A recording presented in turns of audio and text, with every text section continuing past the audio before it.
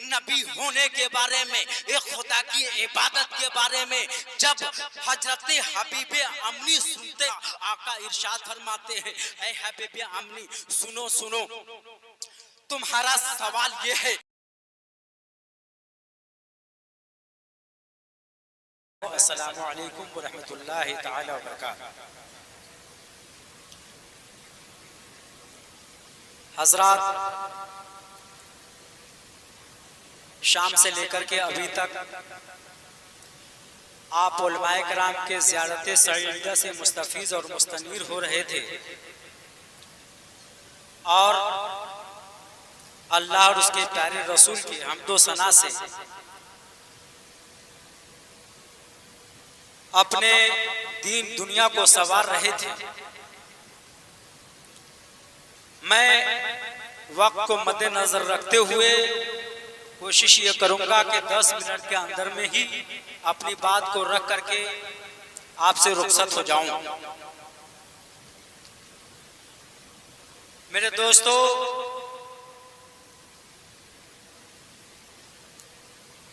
ہم سے قبل اور میں نے بذات خود آپ کو بتایا تھا کہ یہ محفل جو سجائی اور رچائی گئی ہے، یہ شادی خانہ آبادی کی موقع سے جناب مصلح الدین صاحب نے اپنے صاحبزادی کی شادی خانہ آبادی کے اس مقدس موقع سے، جس میں ہم سب شرکت فرما ہے، اللہ کی بارگاہ میں دعا گو ہوں کہ مالک و مولا ہم سب کی حاضری کو قبول فرما، اور اس محفل میلاد النبی کے صدقے دولہا اور دلہن کی دنیا اور آخرت کو منور اور مجلہ فرما۔ الحمدللہ الحمدللہ الذی ہدانا سواء الطریق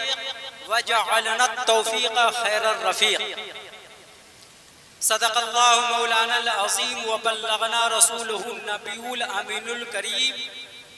ونحن علی ذالک لمن الشاہدین والشاکرین والحمدللہ رب العالمین۔ ان الدین عند اللہ الاسلام،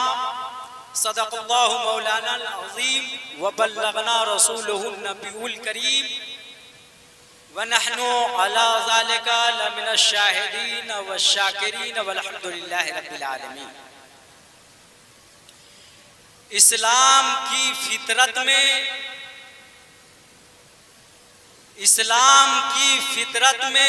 قدرت نے لچکتی ہے، اسلام کی فطرت میں قدرت نے لچکتی ہے، تم جتنا ہی دباؤ گے اتنا ہی ابھرے گا۔ معزز سامعین حضرات، میں نے جس آیت مقدسہ کی تلاوت کی، اس کی تفصیل اگر میں بیان کروں تو میری ہزاروں ہزار سال کی عمر اگر ہو پھر بھی کما حق ہو بیان نہیں کر سکتا۔ باری تعالیٰ دین اسلام کے بارے میں ارشاد فرماتا ہے کہ جتنے بھی مذاہب ہیں، جتنے بھی ادیان ہیں، جتنے بھی دھرم ہیں، ان تماموں میں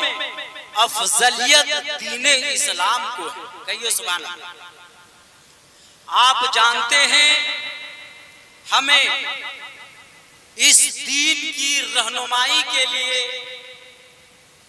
اس دین کی حقانیت کو ہمارے اور آپ کے مابین پیش کرنے کے لیے، اور اس دین کے خالق و مالک کی وحدانیت، الوہیت بیان کرنے کے لیے اللہ تبارک و تعالی نے بہت سارے انبیاء بھیجے. ہمارے نبی، ہم سب کے آقا، ہم سب کے مولا جناب احمد مجتبی محمد مصطفیٰ صلی اللہ تعالی علیہ وسلم کو خالق ارض و سما نے خاتم الانبیاء بنا کر بھیجا. وہ نبی جب اس خاکدانِ گیتی پہ تشریف فرما ہوتے ہیں، ابھی شکم مادر میں ہیں کہ والد کا سایہ سر سے اٹھ جاتا ہے. جب دنیا میں تشریف فرما ہوتے ہیں تو والدہ کا سایہ سر سے اٹھ جاتا ہے. یتیم تو یتیم، در یتیم بن کر کے اس دنیا میں تشریف فرما ہوئے، لیکن وہ نبی ایسے نبی ہے، اللہ اکبر اللہ اکبر، جب اس دنیا میں تشریف فرما ہوتے ہیں تو دنیا والوں کو خدائے وحدہ لا شریک نے یہ باور کرا دیا، اے دنیا کے لوگوں سنو، اگر میں کسی کو رفعت دینا چاہوں، اگر کسی کو بلندی سے سرفراز کرنا چاہوں، اگر کسی کو تقرب اللہ کی منزل پر فائز کرنا چاہوں تو پوری دنیا ایک طرف ہو، اگر میں وہاں پہ اس کی محافظت کے لیے تیار ہوں تو دنیا کے سارے لوگ ایک ساتھ مل کر ایسی ذات بابرکات کو ذرہ برابر بھی نقصان نہیں پہنچا سکتا، کیونکہ میں ایسی ذات بابرکات کا محافظ ہوں. اللہ اکبر اللہ اکبر. ہمارے آقا صلی اللہ تعالی علیہ وسلم جب دین اسلام کے فروغ کے لیے خدائے وحدہ لا شریک کی ایک خدا کی پرستش کے لیے، ان کے ورشپ کے لیے، ان کے پوجا کرنے کے لیے جب لوگوں کو دعوت فکر دی تو غیر ہیں، ان کے اپنے ہی دشمن ہو گئے، اور دشمن ہی نہیں بلکہ ان کے جان لینے کے لیے ہمیشہ وہ کوشاں رہے، ہمیشہ وقت درکار رہا کہ ایسی ذات جس کی وجہ سے میری ذات کے اوپر میں، میرے دوستوں اور بزرگوں لوگ انگلیاں اٹھاتے ہیں، ایسی ذات کو اس زمین سے تہو بالا کر دیا جائے، اس زمین سے اسے ختم کر دیا جائے، اسے مٹا دیا جانا چاہیے. انہوں نے ہر چند کوششیں کی، کیسے کیسے مصیبتوں کا پہاڑ توڑا. میرے آقا صلی اللہ تعالی علیہ وسلم ان تمام مصائب کو جھیل رہے ہیں اور ایک خدائے وحدہ لا شریک کی دعوت فکر دے رہے ہیں. اللہ اکبر اللہ اکبر. دنیا کے تمام مصیبتوں کو میرے آقا صلی اللہ تعالی علیہ وسلم جو سامنا کرتے ہوئے نظر آ رہے ہیں اور لوگوں کو خدائے وحدہ لا شریک کی بتا ہوئے راہ کی طرف گامزن کرنے کے لیے لوگوں کو دعوت اسلام دیتے ہوئے نظر آ رہے ہیں. میرے دوستوں اور بزرگوں، بس میں بتا دینا چاہتا ہوں، یہیں تک محدود نہیں، ہر طرح کی کوششیں کر لی، تمام بڑے بڑے بہادروں کو بلایا، بڑے بڑے رستم زمانہ کو بلایا، بڑے بڑے ماہر فن جو تلوار باز تھے میرے نبی کو اس دنیا سے ختم کرنے کے لیے انہوں نے کوشاں رہا، لیکن ان کی تمام کوششیں اللہ اکبر، ان کی تمام غلط منصوبے اللہ وحدہ لا شریک نے اپنے محبوب کی محافظت کے لیے تہو بالا کر دیا. یہیں تک محدود نہیں بلکہ ان کے چاچا ابو جہل جو میرے نبی کے سب سے بڑے دشمن ہے، وہ دیکھا ہر طرح کی ہم نے کوشش کر لی لیکن ناکام رہا. آخر ان کی دماغ میں ایک بات آتی ہے، ملک یمن کے جو بادشاہ ہے حضرت حبیب یمنی، جن کا روب و دبدبا پورے عرب خطے پہ ہے، ان کی بارگاہ میں جایا جائے اور جانے کے بعد ان کے درمیان اس بات کو رکھی جائے، وہ اگر چاہ لے اور اگر وہ کوشش کرے تو نبی اکرم صلی اللہ علیہ وسلم کو دین محمدی سے، ایک دین جسے وہ اسلام کہتا ہے اور خود کو اللہ کا پیغمبر شمار کرتا ہے اور کہتا ہے میں خدا کے طرف سے بھیجا ہوا رسول ہوں، اس رسول کو اس خاک دانے گیتی سے مٹا ڈالنے کی طاقت ان کے اندر میں موجود ہے، لوگ ان کی بات کو نہیں کاٹیں گے۔ میرے دوستوں اور بزرگوں، ابو جہل ملک یمن پہنچتا ہے، سارا ماجرا میرے نبی کے متعلق عرض کرتا ہے کہ ایک ایسے شخص جو اس دنیا میں تشریف فرما ہوا، جو ایک خدا کی عبادت کی دعوت دیتا ہے اور خود کو اللہ کا رسول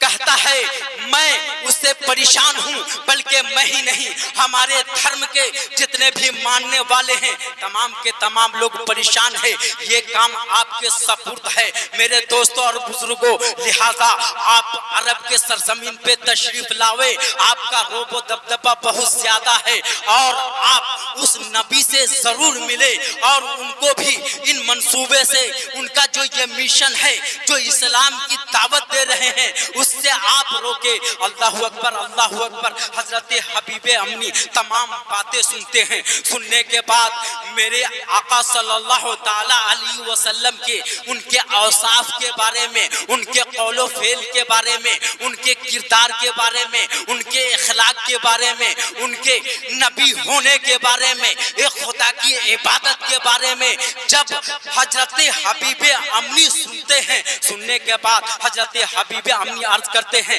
اے ابو جہل، میں نے تو تمہاری سن لی، ٹھیک ہے میں مکے کے سرزمین پر تشریف لاتا ہوں، میں محمد عربی سے ملاقات کرتا ہوں، میں تمہاری تو سن لوں، ذرا محمد عربی کا بھی سن لوں، وہ ہیں کیسے اور کہتے کیا ہیں۔ اتنا سننا تھا کہ ابو جہل لڑک جاتا ہے لیکن وہ کچھ بول نہیں پاتا ہے۔ میرے دوستو بس اس واقعے کے بعد میری تقریر ختم ہو جائے گی۔ حضرت حبیب امنی میرے آقا کی بارگاہ میں ڈائریکٹ تشریف لاتے ہیں، باہر سے آواز دیتے ہیں، آقا اپنے صدیق کے ساتھ، سیدنا صدیق ابو بکر کے ساتھ باہر تشریف لاتے ہیں۔ جو ہی حضرت عمر کی، حضرت حبیب امنی کی نظر میرے آقا پر پڑتی ہے، اللہ اکبر، اللہ اکبر۔ جب ان کی نورانی چہرے کا جب وہ ملاحظہ کرتا ہے، ان کی نورانی چہرے کو دیکھتا ہے تو ان کی آنکھ کھلی کی کھلی رہ جاتی ہے، ان کے زبان میں وہ طاقت نہیں ہوتی جو وہ سوال کرنا چاہتے تھے، وہ سوال کرے، وہ بولنے کی ہر چند کوشش کرتے ہیں لیکن اس کی طاقت جواب دے دیتی ہے۔ میرے آقا کی جب نورانی چہرے کو جب وہ ملاحظہ کرتے ہیں تو وہ کچھ بول نہیں پاتے ہیں۔ آقا ارشاد فرماتے ہیں اے وہ شخص تم کون ہو، کہاں سے آئے ہو، تمہارا مشن کیا ہے، تم کیا پوچھنا چاہتے ہو، بولو۔ حضرت حبیب امنی بولنے کی کوشش کرتے لیکن وہ بول نہیں پاتے۔ اللہ اکبر، اللہ اکبر۔ میرے آقا ارشاد فرماتے ہیں اے حبیب امنی سن لو، تم کیوں آئے ہو اور تم کیا پوچھنا چاہتے ہو، کیا تمہارے پوچھنے سے پہلے وہ چیز میں خود بتا دوں۔ اتنا سننا تھا، حضرت حبیب امنی کے جسم میں طاقت آ جاتی ہے، ان کی زبان میں گویائی پیدا ہو جاتی ہے اور وہ بول پڑتے ہیں کہ اے محمد عربی، میں نے آپ کے متعلق صرف سنا ہے، میں اپنی آنکھوں سے آپ کا مشاہدہ کر رہا ہوں، اگر جو سوال میں آپ سے پوچھنا چاہ رہا ہوں اگر آپ اپنے زبان فیض ترجمان سے اگر آپ بتا دے تو یہ ہمارے عقیدے کے لیے اور بہتر ہے۔ اللہ اکبر، اللہ اکبر۔ اتنا سننا تھا، آقا ارشاد فرماتے ہیں اے حبیب امنی سنو سنو، تمہارا سوال یہ ہے کہ اگر واقعی آپ اللہ کے نبی ہیں، آپ اللہ کے پیغمبر ہیں، آپ اللہ کے سچے رسول ہیں تو آپ بتائیں کہ میں کس غرض و غایت کے تحت آیا ہوں۔ اللہ اکبر، اللہ اکبر۔ میرے آقا ارشاد فرماتے ہیں تمہارے دل میں یہی سوال ہے، جو سوال لے کر کے آئے ہو اس کا جواب یہ ہے۔ بس اس کے بعد تو ختم ہے۔ میرے دوستوں اور بزرگوں، میرے آقا ارشاد فرماتے ہیں کہ جو تمہارے دل کے اندر میں سوال ہے وہ سوال یہ ہے کہ جب میں نبی کا دعویٰ کرنے والے اس رسول کی بارگاہ میں جب میں پہنچوں گا تو میں یہی عرض کروں گا کہ آپ بتائیں اللہ اکبر کہ میں کس قرض و قید کے تحت آپ کے پاس تشریف لایا ہوں، لیکن وہ چیز جو ہمیں کہنی چاہیے آپ خود عرض کر رہے ہیں۔ اللہ اکبر۔ پھر میرے آقا ارشاد فرماتے ہیں اے حبیب امنی سن، تمہارا سوال یہ ہے اور اس کا جواب بھی یہ ہے، سن تمہارے پاس ایک لڑکی ہے جو آنکھ کی اندھی ہے اور پاؤں کی لوجی ہے، پاؤں کی لنگڑی ہے، ہاتھ کی لوجی ہے، کان کی بہری ہے، نہ وہ دیکھ سکتی ہے نہ وہ سن سکتی ہے نہ وہ چل سکتی ہے، اس کے ہاتھوں کے اندر میں وہ قوت نہیں کہ وہ کچھ پکڑ سکتی ہے، وہ تمہارے اوپر میں تمہاری بیٹی وہ تمہارے لیے وہ بالے جان ہے، وہ تمہارے لیے تمہارا اوپر میں بوجھ بنی ہوئی ہے، تم اس کی شفا یابی چاہتے ہو۔ اللہ اکبر۔ اتنا سننا تھا، جو ہی میرے آقا ارشاد فرماتے ہیں حضرت حبیب امنی میرے آقا کے ختم ناز پر گر جاتے ہیں اور تصدیق کر دیتے ہیں کہ میں صدق دل سے کلمہ پڑھتا ہوں کہ آپ حقیقت میں آپ اللہ کے جانب سے بھیجے گئے اللہ کے سچے نبی ہیں، اور جس آقا صلی اللہ تعالی علیہ وسلم کے پیروکار ہیں، جس خدائے وحدہ لا شریک کی دعوت عام کر رہے ہیں، وہ خدا ایک ہے۔ اللہ اکبر۔ اس کے بعد حضرت حبیب امنی میرے آقا کی بارگاہ میں آ کر ان کے قدم ناز پر گر کر اسلام کے آغوش میں آ جاتے ہیں اور دل کی عطا گرائی سے کلمہ طیبہ لا الہ الا اللہ پڑھ کر کے اسلام کے آغوش میں داخل ہو جاتے ہیں، اور اس کے بعد جب اپنے گھر تشریف لے جاتے ہیں تو کیا دیکھتے ہیں، دروازہ بند ہے، آپ باہر سے آواز دیتے ہیں میرے دوستوں اور بزرگوں، کنڈلی کھٹکھٹاتے ہیں، دروازہ کھلتا ہے، جو ہی دروازہ کھلتا ہے اندر سے سلام کی آواز آتی ہے، ان کی آنکھ جب دروازہ کھولنے والے پر جب پڑتی ہے تو وہ حیران و پریشان ہو جاتے ہیں۔ اللہ اکبر۔ وہ کیا دیکھ رہے ہیں، وہی بیٹی جو چل نہیں سکتی تھی میرے دوستوں، وہ چل کر کے دروازہ کھول رہی ہے، جس ہاتھ سے پکڑ نہیں سکتی تھی اس ہاتھ سے دروازہ کھول رہی ہے، جس زبان سے میرے دوستوں اور بزرگوں یہ کچھ بول نہیں سکتی اسی زبان سے وہ مجھے سلام کر رہی ہے۔ اللہ اکبر۔ آپ حیران و پریشان کے عالم میں ہیں، سوچو فکر کے دنیا میں آپ غرق ہیں کہ یہ کیسے ہوا، یہ شفا یابی کیسے ملی۔ وہ سوال کرتے ہیں اے میرے بیٹی بتا تمہیں یہ شفا یابی کیسے ملی، تو بیٹی عرض کرتی ہے ابو جان میں نے خواب میں یہ دیکھا، میں سو رہی تھی، میری آنکھ بند تھی لیکن دل کا دروازہ کھلا ہوا تھا، دل کی آنکھیں جاگ رہی تھی، میں نے ایک نورانی شکل والے شخص کو دیکھا، وہ میرے پاس تشریف لائے، سلام عرض کیے اور کہا کہ بیٹی کھڑے ہو جا، میں نے تیرے باپ کو مکے میں کلمہ پڑھایا ہے، تم یمن میں کلمہ پڑھ لو، اور جو ہی میں نے ان کے اقوال پر عمل کیا، کلمہ طیبہ لا الہ الا اللہ کی صدا بلند کی، ان کے نورانی چہرے اور ان پر کلمہ پڑھنے کی بدولت میرے اندر صحت یابی آ گئی۔ وآخر دعوانا والحمدللہ رب العالمین۔ اسی طرح کی ویڈیو دیکھنے کے لیے ہمارے چینل کو سبسکرائب کریں اور بیل آئیکن کی گھنٹی دبانا بھی نہ بھولیں۔